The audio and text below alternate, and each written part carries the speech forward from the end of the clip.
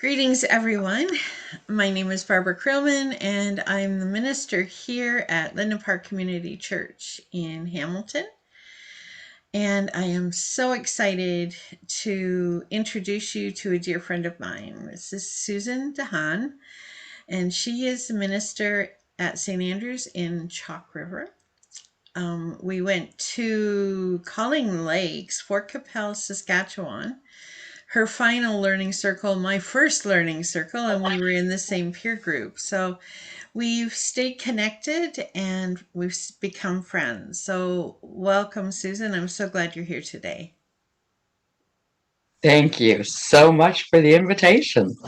Well, we're going to have a bit of fun. I will share with everyone what they don't know is that this was recorded 2 weeks earlier and the recording didn't get saved. So we are redoing the interview, and that's just fine. But the first question I will ask is what runs through your mind when you think about Lent?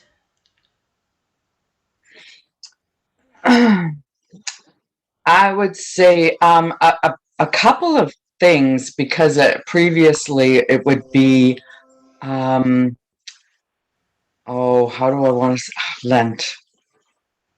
Um, Lack of, or because we were supposed to give something up, from what I understand. And that was a later in life learning for me. It wasn't something that I was brought up having to do. So that um, challenge to, oh my, words are gone this morning. The challenge to look at my life and see where the excess is, where the garbage is, and get rid of it. That's what lately it's more of in searching of the qualities, the old habits, the things like that I need to let go of. So that's where that's what I think of when I think of Lent. Right. Well, it's definitely a time, I believe, for introspection, right? As we look at our Yes. lives Yes. and look at what's gone before and a reconnection with our faith. Hmm. Something like we do in Very Advent much. as we prepare for the birth of Jesus. Well, It's this preparation time. Um, mhm. yeah, Because aren't they both resurrection? yeah, yeah. Have you The ever new, thought like they are both seasons where we are preparing to be reborn? yeah, yeah. It's about that new life, isn't it? Yes, Yeah, absolutely. definitely. Absolutely. Yeah. So, giving up something for Lent or clearing out our almost. I'm trying to think, clearing out our soul, maybe. Uh, Yes. you know, um, changing habits. So it harkens back to, for me, to John the Baptist: repent, turn from your ways. Mm-hmm. I mean, our scriptures. Change. Oh yeah, our scriptures are so linked, aren't they? The stories of Oh, Jesus, definitely. right from the beginning, um, link and bring us to the time of Lent. So we are now 2 weeks or a week and a bit into Lent. Yep. Yeah, 40 days, not counting Sundays. Sundays. Sundays are still considered feast days in the Yes. in the church. So I look at them as feast days, but it's still Lent. So what do you think of when you think about fasting?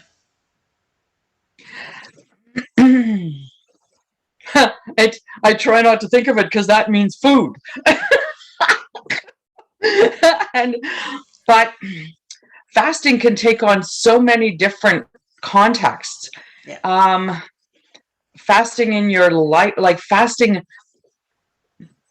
a giving up of time Yeah. where you set aside actual moments to contemplate, to reach into scriptures and see what speaks to you there, to like think about the life of Jesus, of what he came for, of what he achieved, and the fact that for 2,000 years the words of the Bible are still relevant. We can still find relevance for our lives. So fasting is a giving up of something, of, and whether that's food, whether that's time, whether that's, but it also clears a space for something else. Mm-hmm.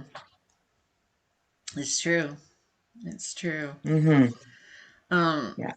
the idea of fasting, I mean, Jesus fasted, the 40 days, and so we fast for The 40 40 days. days.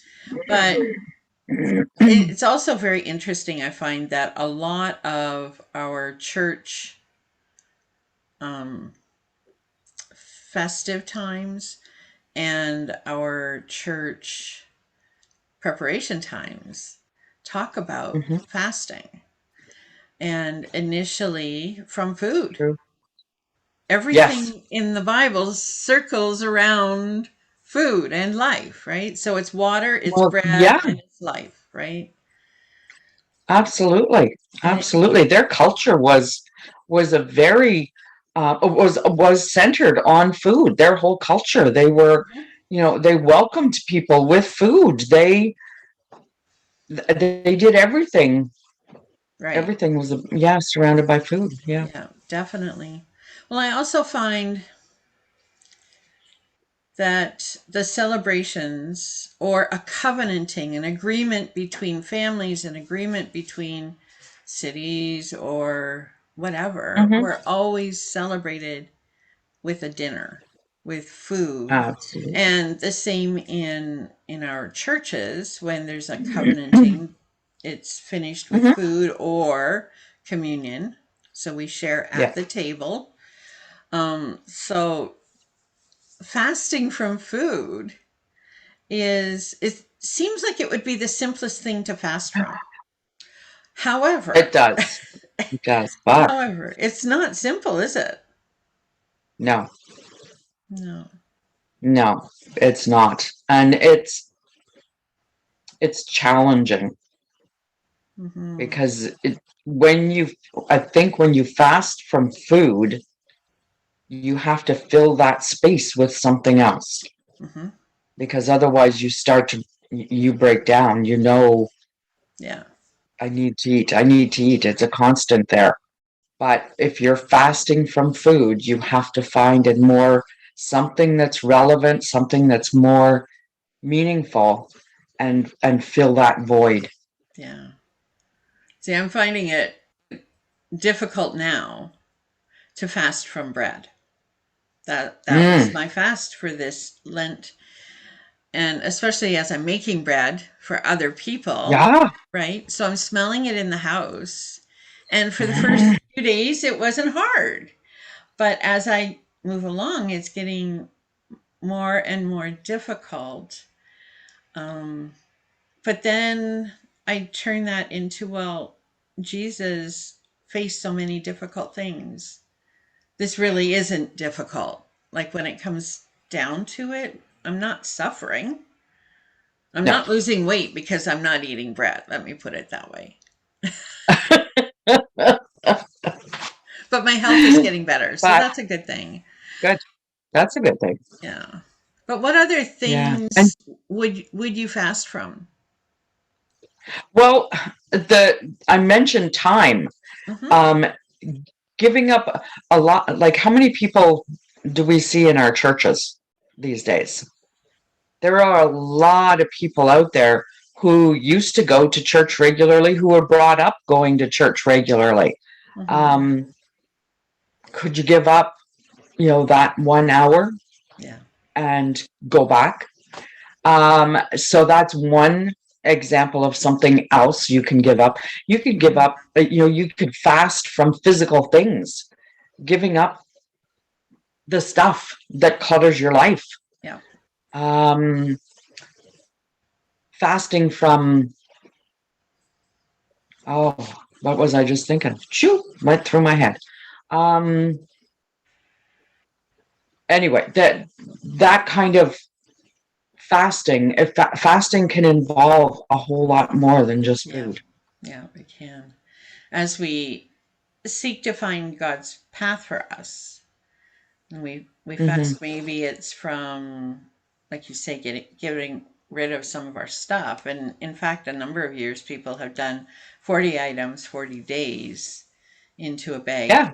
to share with the thrift stores and the charities, or for Yeah. with people in need. Um, Um, Writing a letter. That's another example of your time. To set aside a few minutes a day and write a letter to a friend or a family member or someone, mhm.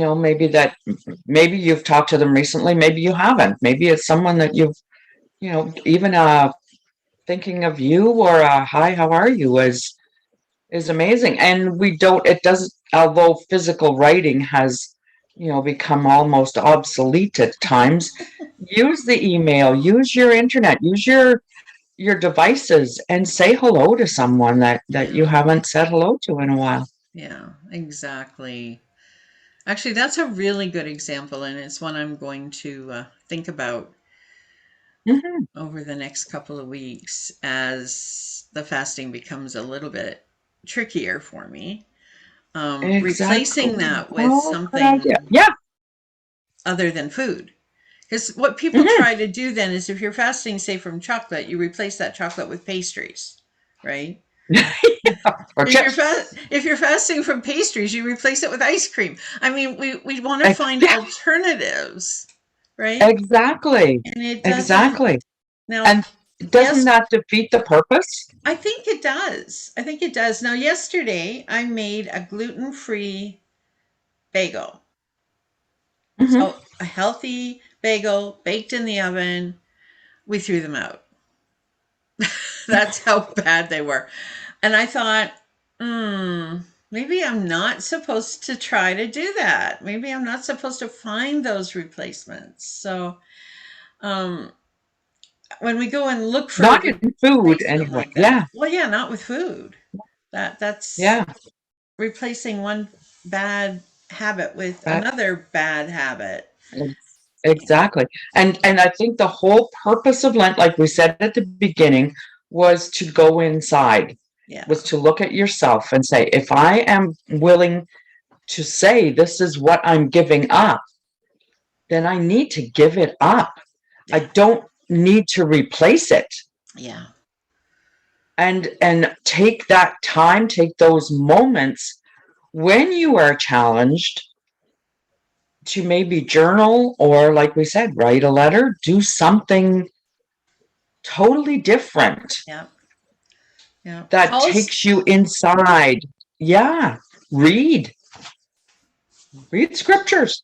read Yeah. scriptures, sing Yeah. hymns, right? Sing those Sing hymns of hymns. faith. Oh, absolutely. Yeah, definitely. Absolutely. Definitely. Well, thank you so much for joining me today and for sharing with the wider church your ideas about Lent and fasting. I was thinking about, giving up that hour to go to church, and I know a number of people who watch the videos that I'm Hmm. creating are not able at this point to come to church, but there are some that, like, maybe it's time. We're still in Yeah. masks. We're Hmm. we're Until singing, Monday.